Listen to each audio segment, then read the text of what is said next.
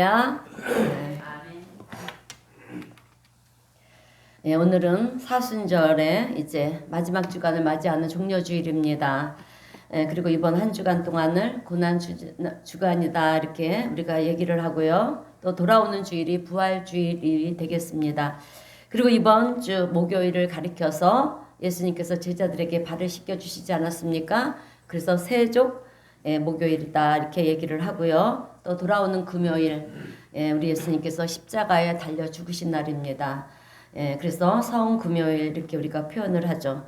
그리고 무덤에서 이제 하루를 머물러 계시다가 죽으신 지 사흘째 되는 일요일에 우리 주님이 부활을 하시는 거죠. 그래서 부활절. 그런데 우리는 이 일요일을 일요일이라고 부르지 않고 주님의 날, 주일입니다. 이렇게 표현을 하는 거예요. 그래서 우리의 삶에 있어서 이 매주일이 사실은 예수 그리스도의 부활을 기념하는 주일이다라고 하는 것입니다. 그래서 우리는 주일날 하나님을 찬양하고 또 예수님을 찬양하는 그런 예배를 우리가 드리고 있는 거예요. 이번 사순절 기간 동안 우리는 요한복음에 게시된 나는 누구다라고 하는 예수님의 계시에 대해서 우리가 말씀을 살펴보면서 은혜를 나누고 있는데요. 오늘은 6번째로 예수님은 나는 참 포도나무다 이렇게 말씀하고 계십니다. 자, 그러면 나는 참 포도나무다 라고 말씀하시는 그 배경 속의 의미가 무엇일까? 그 의미를 우리가 한번 생각해 볼 필요가 있습니다. 그래서 저는 오늘 참 포도나무가 되시는 예수 그리스도에 대해서 두 가지, 그 속에 담겨져 있는 말씀 두 가지를 전하면서 함께 은혜를 나누려고 합니다. 첫 번째는 우리는 예수 그리스도를 떠나서는 살 수 없는 존재다라고 하는 거예요. 우리는 예수님을 떠나서는 살 수 없는 존재라고 하는 그런 의미가 여러분 이 참포도나무라고 하는 이 말씀 속에 담겨져 있는 의미라는 거예요.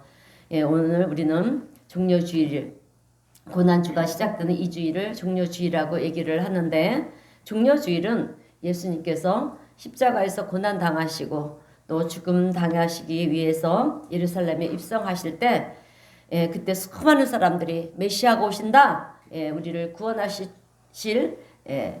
주가 오신다. 구세주가 오신다. 이렇게 생각들을 했어요. 당시에 이스라엘 민족은 로마 제국의 그 압제 속에 힘들게 살아가고 있었습니다. 근데 이제 메시아가 오시니까 메시아가 오시면 어떻게 됩니까? 자기네들을 지배하고 있는 로마 군대를 다 쫓아내고 독립된 나라로 세워주실 것이다. 다윗왕 시대가 될 것이다. 이렇게 생각을 갖고 있었습니다. 그래서 메시아 예수님이 오신다고 하니까 이제 그런 날이 왔다. 이들은 그런 생각을 하고요. 수많은 사람들이 나와서 종려나무 가지를 그렇게 흔들면서 예수님을 맞이하는 거예요. 이스라엘이나 중동 지방에 가보면 팜트리라고 하는 이 종려나무 가지가 많이 있다고 합니다. 열대나무처럼 생긴 그런 종려나무 가지를 흔들면서 이제 예수님이 오시는 길 양옆에 서서 그들은 마태복음 21장 9절의 말씀을 보면 호산나 다윗의 자손 예수여 찬송하리로다. 그러면서 예수님의 그 예루살렘 입성을 환영했던 그 일을 기억해서 오늘을 종려주일, 종려나무를 흔들었다 해서 종려주일이라 이렇게 얘기를 하는 것입니다. 근데 수많은 사람들이 환영을 받으면서 예루살렘 성에 입성하신 예수님의 마음은 그다지 기쁘지가 않았어요. 왜 그러시냐면 예수님을 향해서 그렇게 종려나무 가지를 흔들면서 환영하고 또 예수님이 오신다고 기뻐했던 그 사람들이 이제 머지않아 어떻게 되느냐면 자기네들이 기대했던 것처럼 그렇게 예수님이 행하시지 않으시니까 그 환영했던 그 마음들은 분노로 바뀌는 거예요. 그리고 예수님을 십자가에 못 박혀 죽여라, 못 박혀 죽여라. 그렇게 외쳤던 사람들이 또 다른 사람들이 아니라 결국 그 사람들인 것입니다. 그들의 환영을 받고 있으니 예수님의 마음은 기쁘지가 않은 거죠. 예수님은 앞으로 일어날 모든 일들이 이미 알고 계셨기 때문에 그렇게 당신을 맞이하는 그 수많은 사람들을 보면서 불쌍한 마음, 연민의 마음을 가지셨다라고 하는 것입니다. 사실 예수님께서는 예루살렘에 입성하실 때 그런 많은 사람들의 환영을 받기 위해서 입성하신 것이 아니잖아요. 당신의 고난을 당하시고 또 십자가에서 죽어야 되는 이것을 아시고 예루살렘에 들어오는 발걸음이었기 때문에 구약에서 예언한 대로 어린 나귀를 타고 들어오시지만 여러분 예수님의 마음은 무거울 수밖에 없었다라고 하는 것입니다. 그런 마음을 가지고 예수님은 이제 예루살렘 성에 입성을 하시는데 사람들은 앞으로 어떤 일이 펼쳐질지 알지도 모르는 그런 상황 속에서 종려나무를 흔들면서 예수님을 환영했던 그 모습을 성경은 오늘 우리에게 얘기해주고 있습니다. 그런데 이 대목에서 우리가 물어야 되는 그런 질문이 있어요. 그것이 무엇이냐면 예전에도 얘기 말씀드렸을 거예요. 일본이라는 나라는요, 우리나라보다 훨씬 수백 년 전에, 그러니까 1549년에 여러분 복음을 받아들인 그런 복음에 증거된 나라가 일본이에요, 여러분. 우리나라보다 앞서서 이렇게 복음이 들어왔죠. 근데 지금 보면 여러분 우리나라는 수많은 교회가 세워졌고요. 또 우리 대한민국의 인구의 4분의 1이 기독교인이라고 얘기할 만큼 성도들이 많이 있는데 지금 일본은 기독교인들이 여러분 1%도 안 된다고 합니다. 그러니까 찾아볼 수가 없다라고 하는 거죠. 그래서 도대체 일본이라는 나라에서는 복음이 전해지지 않는 이유가 뭘까? 그렇게 연구를 하고 조사를 해봤더니 두 가지가 발견이 되더래요. 첫 번째가 뭐냐면 일본 사람들은 죄라는 것을 죄라고 고백하는 것을 굉장히 싫어한다라고 합니다. 우리는 죄인입니다. 그러면 굉장히 싫어하는 민족인데 왜냐하면 그들의 문화 속에는 내가 잘못했습니다. 내가 죄를 졌습니다. 이렇게 시인을 한 다음에 어떻게 해야 되냐면 여러분 그것에 대한 책임을 져야 되는데 그래서 할복 자사들을 하는 거예요. 할복 자살. 일본인들이 그죠? 내가 죄를 지었으면 죽어야 되는 것입니다. 용서라고 하는 것은 없어요. 죄를 지었으면 죽어야 된다라는 것입니다. 그래서 내가 잘못했다, 죄를 지었다 이런 얘기를 그들은 전혀 하지를 않는다는 거예요. 그래서 저는요 이런 생각이 들었어요. 아, 그래서 일본이라는 나라가 우리나라를 향해서 잘못했다, 우리가 죄를 지었다 이런 소리를 안 하는 이유가, 못하는 이유가 그런 맥락에서 있지 않을까라는 생각을 갖게 되었습니다. 여러분 일본인들은요 절대로 잘못했다는 얘기를 안 합니다. 그리고 죄인이라는 얘기를 싫어해요. 왜? 책임져야 되기 때문에. 또 하나는 우리 기독교에서는 죄인이라는 얘기를 자주 합니다. 왜냐하면 그것을 인정하지 않으면 우리가 하나님의 은혜를 받을 수가 없거든요. 그래서 또 하나가 뭐냐? 바로 은혜인데 은혜라는 것을 싫어해요. 여러분 은혜는 무엇입니까? 선물. 하나님의 선물. 거저 받는 거잖아요. 공짜로 받는 것이 은혜예요. 근데 일본 사람들은 공짜로 주는 것을 절대로 안 받아요. 왜? 세상에는 절대로 공짜가 없다는 거예요. 저 사람이 나에게 공짜로 줄 때는 반드시 뒤에 뭔가 요구하는 것들이 있을 것이다. 이런 생각을 하기 때문에 공짜로 주는 선물을 굉장히 싫어한다라고 합니다. 그래서 우리 한국에서 일본으로 건너간 선교사님들이 참 많이 계시는데 거기서 성공하는 선교사님들이 이렇게 복음을 전하고 선교사님들이 막 부흥되는 그런 일은 거의 없어요. 그럼에도 불구하고 우리 선교사님들이 그곳에서 많은 선교를 하고 계시는데 아직도 우리 선교사님들이 어려워하고 어이없어 하는 일들이 있어요. 그것은 무엇이냐면 여름방학 때가 되면 우리 한국에서는 그죠? 어린 아이들을 여름 성경학교로 이렇게 모이게 해서 어떻게 합니까? 보통 티셔츠나 기념될 만한 것들을 우리가 선물로 나눠주잖아요. 그죠? 그러면 여름 성경학교 끝나고 나면 나눠준 그 티셔츠를 입고 아이들이 집으로 갑니다. 그렇게 일본에서도 아이들이 그렇게 입고 집으로 간다라고 합니다. 그런데 그 부모들이 아이들이 입고 온 옷을 빨아가지고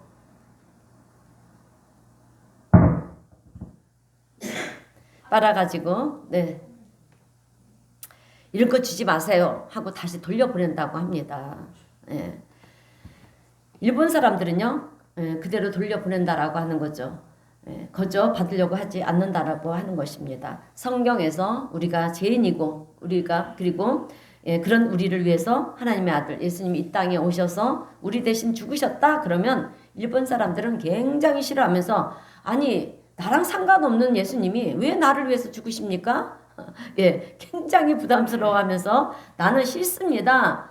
이것이 일본 사람들의 반응이라는 거예요. 오늘 우리 성도님들은 어떻습니까? 예, 예수님이 나를 위해 죽으셨다. 이 사실이 믿어지십니까? 할렐루야. 왜 사순절이 되면 우리는 예수님의 고난과 죽으심을 묵상하는 이유가 뭘까요? 예수님께서 왜 우리를 위해서 죽으셨습니까? 그것은 우리를 너무도 사랑하시기 때문인 줄로 믿습니다. 자, 여러분, 우리는 죄인이에요. 예, 그런데 죄의 삭은 사망이라고 로마서 6장 23절에서 말씀하셨습니다. 그래서 죽을 수밖에 없는 우리들에게 하나님은 우리를 살리시기 위해서 또 죄 용서하시기 위해서 하나님의 외아들 예수님을 이 땅에 보내주셔서 또 우리의 죄의 짐을 대신 짊어지게 하시고요. 십자가에서 죽게 만드셨다라고 하는 것입니다. 그래서 예수님은 나와 상관없는 분이 아니라 나의 생명의 은인이 되시는 것입니다. 그래서 우리는 이 사순절이 되면 나를 위해서 십자가에서 고난 받으시고 죽으신 그 예수님을 깊이 묵상하는 거예요, 여러분. 그런 맥락에서 오늘 예수님께서 말씀하신 나는 참 포도나무요 너희는 가지라, 이 말씀이 무엇을 의미하는 것이냐면 포도나무와 가지는요 분리가 돼서는 안 된다라고 하는 거예요. 예, 절대로 떨어져서는 안 된다라고 하는 것입니다. 왜냐? 떨어지는 것은 죽음을 의미하기 때문에 그런 거잖아요. 그죠? 예, 떨어진다는 것은 죽음을 의미하는 거예요. 그래서 예수님께서는 오늘 본문 5절에서 우리 다 함께 본문 5절 말씀을 다시 한번 읽어보겠습니다. 시작. 나는 포도나무요 너희는 가지라. 그가 내 안에 내가 그 안에 거하면 사람이 열매를 많이 맺나니 나를 떠나서는 너희가 아무것도 할 수 없음이라. 아멘. 여러분, 포도나무에서 가지가 떨어지는 가지는 바로 죽지는 않아요. 그죠? 예, 한동안은 좀 살아 있습니다. 그런데 살아 있다고 해서 나는 포도나무에서 떨어져도 사는구나 이렇게 생각한다면 그것은 바보 같은 짓이에요. 그죠? 그 가지는 한동안 살아있지만 시간이 지나면 그 가지가 어떻게 되는지 우리는 알잖아요. 그죠? 예, 시간이 지나면 곧 말라서 죽는다. 이것을 우리가 알고 있습니다. 가지가 지금까지는 많은 열매를 맺었다 할지라도 포도나무에서 떨어지는 그 순간부터 더 이상 열매는 맺을 수가 없다라고 하는 거죠. 가지가 열매를 맺을 수 있었던 것은 그동안 포도나무에 붙여 있었기 때문에 라고 하는 거예요. 그래서 가지는 포도나무에서 떨어지면 안 된다라고 하는 것입니다. 여러분, 오늘 우리는 하나님의 사랑 가운데, 예수님의 사랑 가운데 떨어지면 안 되는 존재인 줄로 믿습니다. 그런데 우리는 그동안 세상의 죄로 말미암아서 우리가 하나님과 분리가 되어 있었습니다. 하나님과 단절이 되어 있었어요. 그런데 예수님께서 회복시켜 주심으로 십자가에서 우리의 죄를 대신 짊어지심으로 우리가 회복이 되었어요. 다시 접붙여지는 그런 관계가 형성이 되었다라고 하는 것입니다. 그런 점에서 예수님께서 말씀하신 나는 포도나무요 너희는 가지라, 이 말씀은요 예수님과 우리의 관계는 결코 떨어져서 살 수 없는 관계라고 하는 것을 의미하는 말씀인 것입니다. 여러분, 예수님은 너희가 나를 떠나서는 살 수 없다 이렇게 분명하게 말씀하셨습니다. 그런데 그렇게 말씀하시는데도 불구하고 세상 수많은 사람들은 이 말씀을 무시하고 살아간다라고 하는 거예요. 도대체 왜 그럴까? 왜 성경의 말씀을 무시하고 또 예수님의 말씀 나를 떠나서는 너희가 살 수 없다. 결코 떨어지면 안 된다. 이렇게 말씀하시는데도 불구하고 세상 사람들이 이 말씀을 따르지 않는 이유는요. 여러분, 다른 것이 아니에요. 자기 생각이 더 옳은 거예요, 여러분. 성경의 말씀보다 예수님의 말씀보다 내 생각이 더 옳다. 그러니 나는 성경의 말씀, 예수님의 말씀을 받아들일 수가 없다라고 하는 거죠. 그런데 여러분, 이것이 얼마나 착각이고 교만인지 모른다라고 하는 거예요. 여러분, 성경에서는 죄에 대해서 이렇게 말씀하고 있습니다. 요한복음 16장 9절의 말씀입니다. 죄에 대하여라 함은 그들이 나를 믿지 아니함이요. 모든 죄는 어디서부터 시작이 되느냐? 예수님을 믿지 않는 것에서부터 시작이 된다라고 하는 거예요. 우리가 도둑질하고 나쁜 짓을 해서 하나님은 죄인이라고 얘기하지 않아요. 회개하고 돌아오면 하나님은 받아주십니다. 그러나 하나님이 가증스럽게 여기고요. 제일 하나님이 죄라고 얘기하는 것은 하나님을 믿지 않는 죄, 예수님을 믿지 않는 죄가 제일 큰 죄라고 하는 것입니다. 아무리 착하게 살아도요. 많은 것을 베풀고 살아도 예수를 믿지 않는 것이 죄인 것입니다. 나를 지으신 분, 나를 위해 당신의 생명을 주신 분이 구원의 문을 열어주셨음에도 불구하고 그것을 무시하는 것을 여러분 죄라고 얘기하는 거예요. 하나님의 말씀을 무시하고 하나님의 명령을 무시하는 것이 죄인 줄로 믿습니다. 여러분 우리가 세상의 법을 무시하면 그것이 죄인 거예요. 그죠? 그래서 세상에서 이러지 말아라 그러는데 그 반대로 행하면 죄이니까 어떻게 합니까? 죄의 대가를 받지 않습니까? 근데 세상 모든 법률 위에 무엇이 있느냐? 하나님의 말씀이 있다라고 하는 거예요. 여러분 어느 나라든 그 나라의 법이 있죠? 여러분 근데 그 법은요 성경 말씀을 토대로 해서 법이 세워졌어요. 여러분 이것을 아셔야 됩니다. 할렐루야. 우리 하나님의 말씀을 토대로 해서 각 나라의 법이 세워졌다라고 하는 거예요. 그래서 오늘 우리는요 여러분 하나님의 말씀 예수님의 하신 말씀에 우리는 귀를 기울이는 자가 되어야 할 줄로 믿습니다. 왜냐하면 말씀에 귀를 기울이는 자가 지혜로운 자이기 때문에 그래요 여러분. 근데 예수님께서 뭐라 말씀하십니까?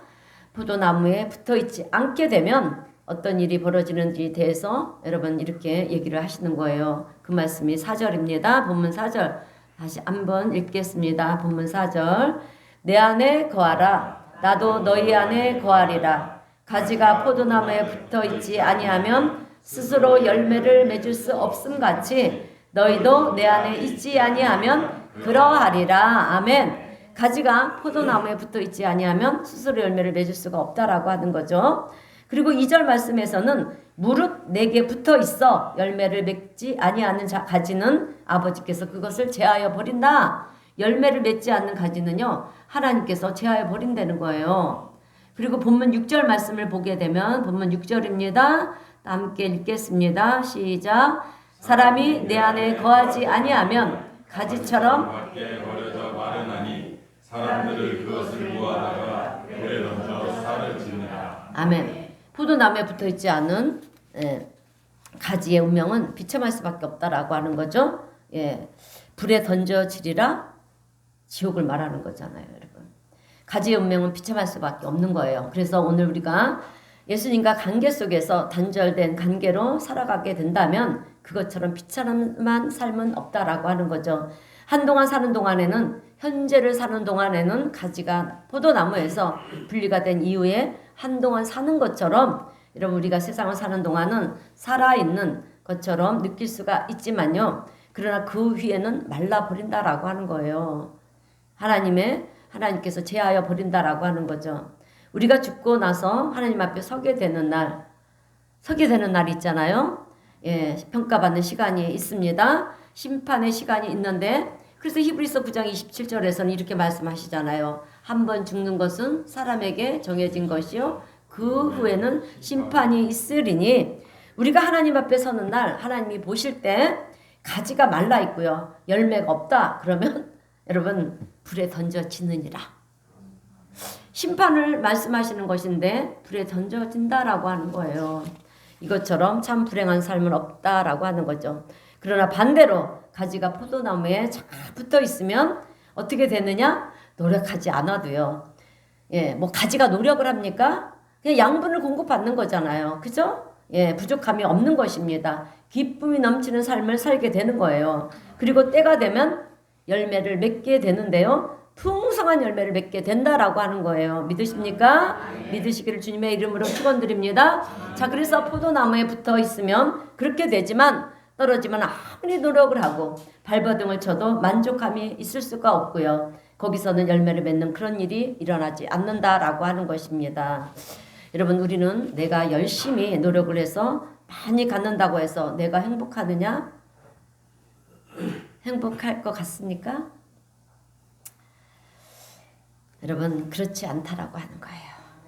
왜? 내 옆을 보면 나보다 더 많이 가진 사람들이 있고요. 더 높은 자리에 있는 사람들이 있기 때문에 그것을 볼 때 나는 늘 부족하게 그렇게 여겨지고요. 상대적인 박탈감을 우리가 갖게 되는 것이 우리들의 모습이라는 거예요. 우리의 욕심은 끝이 없다라고 하는 거죠. 근데 그럼에도 불구하고 우리는 끝까지 그것을 잡으려고 애를 쓴다라고 하는 거예요. 애를 써보지만 잡지도 못할 뿐만 더러 잡다가 여러분 그 인생은 거기서 끝나는 거예요, 여러분. 내 인생이 메마른 가지처럼 그렇게 끝나고 마는 게 우리의 인생이라고 하는 것입니다. 그래서 가지는 포도나무에 붙어 있으면 많은 것을 가지려고 하지 않아도요. 여러분 열매를 많이 맺으려고 애쓰지 않아도 우리에게 만족이 있다라고 하는 거예요. 그러므로 우리에게는 감사가 있는 줄로 믿습니다. 예, 그래서 무엇이 진짜 중요하고 무엇이 감사인지를 알게 된다라고 하는 거죠. 여러분 우리는 생명의 참포도나무 대신 예수 그리스도로 말미암아 여러분 공급을 받게 되면 우리는 세상적인 것을 갖지 않아도요. 사도 바울처럼 세상적인 것들을 배설물로 여기지 않았습니까? 그런 것처럼 그것을 배설물과 같이 우리도 여기고요. 또 그것을 인생의 최종 목표로 보지 않는다라고 하는 것입니다. 여러분 우리의 최종 목표가 무엇입니까? 그렇잖아요. 천국 가는 거잖아요. 그죠? 이 땅에서의 삶은 잠시 잠깐이에요. 물론 100세 인생 이제는 좀 더 불어서 뭐 120 인생이라고 하는데 잠깐이잖아요, 여러분. 그것도 잠깐이라는 거죠. 그런 거야. 그저 살아가는데 필요한 것뿐이고 더 이상도 그 이하도 아니라는 것을 우리가 알게 된다라고 하는 것입니다. 그래서 우리가 포도나무 대신 예수 그리스도에 붙어 있으면 우리가 그런 행복을 누릴 수가 있지만 떨어져 나가서 내가 뭘 해보려고 그럴 때는 우리는 부럽고 짜증나는 일만 가득할 수밖에 없다라고 하는 거예요, 여러분. 그죠? 안 그렇습니까? 예. 여러분 오늘을 살아가는 저도 그렇고요. 우리 성도님들도 그렇고 이 세상을 살아가는 모든 사람들은 다 죄인이에요, 여러분. 예. 그렇다라고 하면 이제 우리는 선택을 해야 된다라고 하는 거죠. 생명의 참 주인이 되시는 근원이 되시는 예수 그리스도 참 포도나무가 되시는 우리 예수님에게 내가 착 붙어 있을 것인가? 아니면 내가 세상적인 목표를 세우고 떨어져 나가서 뭔가를 도전해 볼 것이냐. 이런 결정 가운데서 오늘 우리 성도님들은 예수 그리스도 안에서 그분을 통해서 귀한 생명의 양식을 공급받으며 감사가 넘치는 삶 그리고 믿음으로 승리하는 삶을 살아가시는 우리 성도님들이 되시기를 주님의 이름으로 축원드립니다. 네, 두 번째로 오늘 참 포도나무 속에 담겨져 있는 의미는요. 하나님은 우리의 삶을 돌보시는 농부다라고 하는 거예요. 네, 하나님은 우리의 삶을 돌보시는 농부가 되시는 줄로 믿습니다. 자, 그래서 예수님께서는 오늘 본문 1절에서 이렇게 말씀을 하시는 거예요. 나는 참 포도나무요 내 아버지는 농부라. 이렇게 표현을 하고 있어요. 여러분 예수님과 우리의 관계가 포도나무와 가지의 관계라면 하나님의 위치는 어디냐? 하나님은 뭐 하시는 분이시냐? 이렇게 우리가 질문할 때 예수님은 우리에게 하나님은 농부가 되신다 이렇게 지금 말씀하고 계시는 거예요. 풍성한 열매가 맺도록 포도나무를 돌보고 가지를 돌보고 그 일을 위해서 땀을 흘리며 열매를 맺게 하기 위해서 애쓰는 몫은 누구의 몫이냐? 농부의 몫이잖아요. 예, 하나님의 몫이라는 거죠. 그러니까 우리가 할 몫이 있고요. 하나님이 하실 몫이 있다라고 하는 거예요. 여러분 우리의 인생을 그렇게 돌아보면서 내 삶에 열매를 맺게 하시는 분 그분이 누구십니까? 하나님 예수님의 말씀에 의하면 농부가 되시는 하나님이신 줄로 믿습니다. 그래서 오늘 우리는 이 말씀에 감사해야 됩니다. 감사를 해야 되는 거예요. 여러분 농사를 짓는 농부들의 모습을 보면 이분들의 공통된 점이 있어요. 무엇입니까? 이분 농사 짓는 분들이 어떻습니까? 성실함, 부지런함, 그죠? 이것들이 그분들의 공통된 점이에요. 예. 그리고 농부들의 마음은 어디가 있습니까? 다른 곳에 가 있는 게 아니에요. 늘 농사 짓는 곳에 마음이 가 있다라고 하는 거죠. 그죠? 그래서 하루도 빼놓지 않고 그 자리로 나가는 것이 농부예요. 그리고 땅이 메말랐다고 싶으면 어떻습니까? 물을 길어다가 그렇게 물을 부어주고요. 또 장마가 오면 어떻습니까? 어떻게 해서든지 수로를 만들어서 물이 빠져나가도록 만들지 않습니까? 하루라도 당신이 농사 짓는 거기에서 마음이 떠난 적이 없어요. 농사 짓는 농부들은 그렇게 열심히 돌보고 가꾸고 그러니 여러분 그 결과가 어떻게 되겠습니까? 가을이 되면 그죠? 풍성한 열매를 추수하는 것이 되는 것이 아니겠습니까? 이것이 농부들의 모습이라는 거예요. 그런데 농부들의 그 성실하심과 정직함과 그 열심히 최선을 다하는 그 아름다운 모습이 여러분 바로 우리 하나님의 모습이라는 거예요. 할렐루야. 예, 우리를 향한 하나님의 모습인 줄로 믿습니다. 우리 한 사람 한 사람을요, 여러분 돌보시고 보호하시고 또 무능한 자에게는 능력을 주시고요. 예, 피곤한 자에게는 힘을 주시고 걷게 하시고 뛰게 하시고 그렇게 우리의 삶을 이끌어 가시는 하나님의 은혜가 얼마나 놀라운지 우리는 모른다라고 하는 것입니다. 그래서 하나님이 우리의 농부가 되신다. 우리는 그분의 가지다. 예, 이 말씀이 정말 너무나도 감사한 말씀이 아닐 수가 없는 줄로 믿습니다. 자, 그러므로 오늘 우리 성도님들은 그 하나님으로 인해서 감사할 수 있는 복된 성도님들이 되시길 주님의 이름으로 축원드립니다. 여러분 우리가요 지금은 부족한 것 같아도 때가 되면 예, 하나님은 열매를 맺게 하세요. 때가 되면. 그런데 왜 나는 아직까지 그 열매가 없습니까? 아직 때가 안 된 거예요, 여러분. 예, 때가 안 된 줄로 믿습니다. 때가 되면 맺는다라고 하는 거예요. 그래서 우리가 이제는 해야 될 일이 있는 거예요. 여러분, 하나님의 때가 있기 때문에 우리가 해야 될 일은 주님 안에 있는 생명의 은혜를 우리가 누리는 거예요. 누리면서 참고 인내하며 기다리는 거예요. 여러분, 할렐루야. 우리 기다리시는 우리 성도님들이 되시기를 바랍니다. 내가 살아온 날보다 이제 갈 날이 머지 않았는데 더디하지 마시기를 맞으셨으면 좋겠어요. 이렇게 하시는 분들이 있는데 조만간에 여러분 부활 우리 주님 사망 권세를 깨뜨리고 부활하셨습니다. 우리가 고난 주간은요.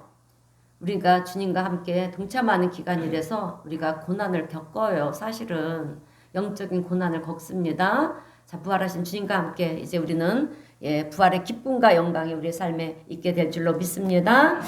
자, 그렇게 있다 보면 어느 날 때가 돼서 하나님께서 열매를 맺게 하시고요. 할렐루야. 열매를 맺게 하십니다.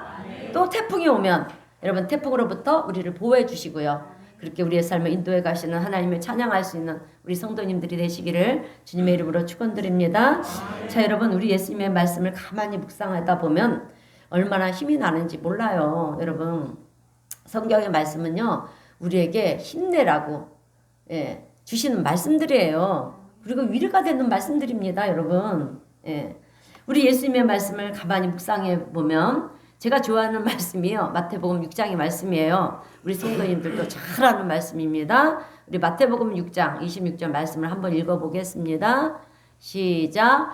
공중의 새를 보라. 심지도 않고 거두지도 않고 창고에 무어뜨리지도 아니하되 너희 하늘 아버지께서 이르시나니 너희는 이것들보다 귀하지 아니하냐. 아멘. 여러분 우리는 날아가는 새들을 그냥 지나치거나 간과해 버릴 때가 많이 있죠. 우린 저 새가 어디서 와서 어디로 가는지 왜 가는지 궁금한 사람은 한 사람도 없어요. 여러분 새 연구가들이나 그렇게 궁금하겠죠. 그런데 우리가 그렇게 무관심하게 보는 새 한 마리라 할지라도 여러분 그것을 기르시는 분이 우리 하나님이시다라고 하는 거예요. 아멘. 그런데 우리는 그것들보다 귀하다라고 하는 거예요, 여러분. 그리고 마태복음 6장 28절에서 30절 말씀을 보게 되면 이 말씀 또한 우리 다 함께 읽어보겠습니다. 시작. 들의 백합화가 어떻게 자라는가 생각하여 보라. 수고도 아니하고 길쌈도 아니하느니라. 그러나 내가 너희에게 말하노니 솔로몬의 모든 영광으로도 입은 것이 꽃 하나만 갖지 못하였느니라. 오늘 있다가 내일 아궁이에 던져지는 들풀도 하나님이 이렇게 입히시거든 하물며 너희일까 보냐. 믿음이 작은 자들아. 아멘. 여러분 저는 이 말씀에서 가장 마음에 드는 말씀이 하물며 너희일까 보냐. 이 말씀이 제일 마음에 와닿는데 공중에 나는 새와 들에 핀 이름 모를 작은 들꽃 하나도 하나님께서 다 먹이시고 입히시고 돌보시는데 하물며 너희일까 보냐. 여러분 오늘 우리 모두는 이것들보다 귀하다라고 이렇게 주님은 말씀하고 계십니다. 그래서 이 말씀은요 각박한 세상을 살아가는 오늘 우리에게 얼마나 힘이 되고 위로가 되는 말씀인지 모른다라고 하는 거예요. 하물며 너희일까 보냐. 오늘 우리 성도님들은 이 말씀을 꼭 기억하시기를 바랍니다. 하물며 너희일까 보냐. 공중의 새 들에 핀 꽃 한 송이 그것들도 하나님이 다 입히시고 돌보신다라고 하는 거예요. 그래서 우리 기독교인들에게는 여러분 우연이라는 것은 절대 없습니다. 모든 것은 다 하나님께서 돌보시고 인도하신다라고 하는 거예요. 참새 한 마리가 땅에 떨어지는 것도 하나님께서 허락하시지 않으시면 떨어지지 않는다라고 하는 거예요. 모든 것에 우연은 없다라고 하는 것입니다. 예, 그러므로 오늘 우리 성도님들은 우리를 돌보시고 인도하시는 그 하나님을 늘 신뢰하며 따라갈 수 있는 성도님들이 되시기를 주님의 이름으로 축원드립니다. 여러분 세월이 얼마나 빠른지 몰라요. 예, 주일 설교를 엊그저께 한 것 같은데 또 이렇게 하고 있고, 예, 월요일인가 싶으면 토요일이고 일요일이고, 예, 시간이 얼마나 빠르게 가는지 모르겠습니다. 그렇게 시간이 가다 보니까 한 달이 가고 1년이 가고 세월이 그렇게 다 지나가 버리잖아요. 그죠? 그런데 우리가 가던 길에서 멈춰서서 여러분들이 살아온 길을 한번 돌아보세요. 내가 살아왔던 길. 여러분 우리도 다 어린 시절이 있었잖아요. 예, 철 없이 뛰어놀던 때도 있었고 사춘기를 지나서 또 청년기에는 꿈을 가지고 도전했던 시기도 있었고 결혼을 해서 신혼생활을 할 때도 있었고 또 아이를 기르는 시기도 있었고 한번 쭉 돌아보세요. 그런데 내가 계획하고 목표한 대로 왔는가? 그렇게 왔습니까? 네, 그렇지 않다라는 거죠. 내가 열심히 산다고 산 것 같은데 보니까 하나님께서 다 우리의 걸음을 걸으시고 걸음을 지키시고 인도하셔서 여기까지 오게 하셨구나. 이것을 우리가 보게 되지 않습니까? 그죠? 예, 그래서 농부 대신 하나님의 섬세한 손길이 나를 인도하시고 여기까지 오게 하셨구나. 이것을 우리가 고백하지 않을 수가 없다라고 하는 것입니다. 우연인 것처럼 보이지만 결코 우연이 아니라 하나님의 손이 나를 붙드시고 계셨구나. 여러분 하나님의 손이 나를 인도하고 계셨다라고 하는 거예요. 내가 간 것 같아도 내가 간 것이 아니라는 거죠. 예, 그렇게 시간의 흐름 속에서도 농부가 되신 하나님은 우리를 돌보시고 보호하시고 인도하여 주셔서 오늘 우리가 이 자리까지 온 줄로 믿습니다. 예, 이제 설교를 마무리하겠습니다. 지금 예, 우리의 삶의 그 현장 속에 가보면 여러분 어떤 사람은 높은 예, 산 꼭대기에 있는 사람도 있고요. 산 중턱에 있는 사람도 있고 또 산 밑에 있는 사람도 있을 거예요. 그러나 그럼에도 불구하고 우리는 여전히 우리의 농부가 되시는 하나님의 돌보심 가운데 인도하심 가운데 우리가 존재한다라고 하는 것을 잊지 않는 우리 성도님들이 되시기를 바랍니다. 그래서 우리가 기도할 때마다 하나님 감사합니다. 하나님 찬양합니다. 여전히 하나님의 손길이 나를 붙들고 계심을 나는 믿습니다. 그 은혜의 손길로 하나님 나를 붙드시고 우리 가정을 붙드시고 내 자녀를 붙드시고 내 부모를 붙드시고 내 삶의 모든 영역을 지켜보아여 주옵소서. 여러분 이렇게 우리는 기도해야 될 줄로 믿습니다. 그리고 우리가 참포나무가 되시는 목자 되시는 주님과 더불어서 여러분 우리가 그렇게 살아가게 될 때 우리의 마음속에는 하나님에 대한 감사와 찬양의 고백이 흘러넘치게 될 줄로 믿습니다. 오늘 포도나무가 되시는 우리 예수님은 우리가 가지가 되어서요. 그분에게 붙어 있을 때 농부가 되신 하나님께서 우리를 보살피시고 또 때가 되면 열매가 맺게 하시고요. 할렐루야. 예, 또 위협으로부터 가뭄으로부터 태풍으로부터 예, 우리를 지켜주시고 보호하시는 좋으신 우리 하나님이 되시는 줄로 믿습니다. 그 하나님을 날마다 찬양하시면서 믿음의 길 승리의 길을 끝까지 걸어가시는 우리 성도님 모두가 되시기를 주님의 이름으로 축원드립니다. 기도하겠습니다.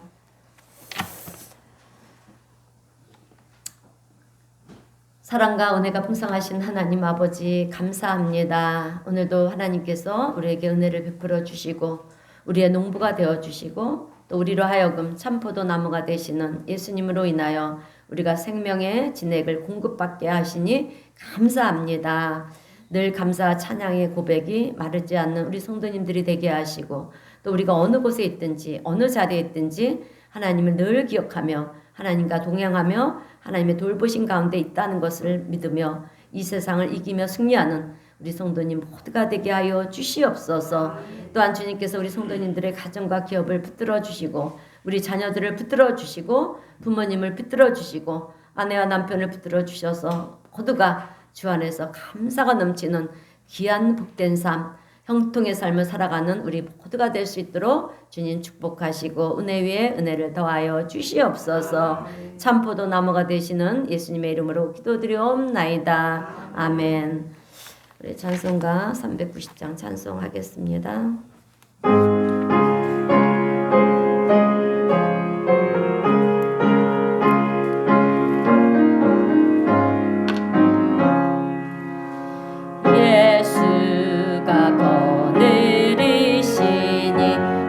즐겁고 평안하구나.